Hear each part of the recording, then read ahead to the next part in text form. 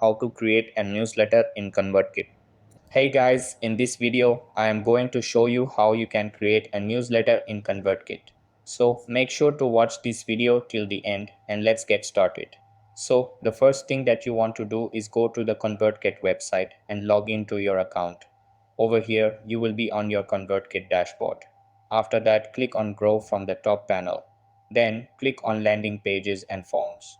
On the next page, click on Create New on the right side. After that, you will see two options. Over here, click on Landing Page. Then, under Filter by Category, select Newsletter. After that, scroll through the options and find a template that you like. Click on Choose to select your preferred template. Over here, the template will be ready for editing. After that, edit the newsletter template however you want. You can change the text, customize the headline, or adjust the body content. Then, if you select the body text, you will see a plus icon. Click on the plus icons. Over here, you will find an option that says Newsletter Feed. Click on it. Then, use the options on the right side to further customize your newsletter.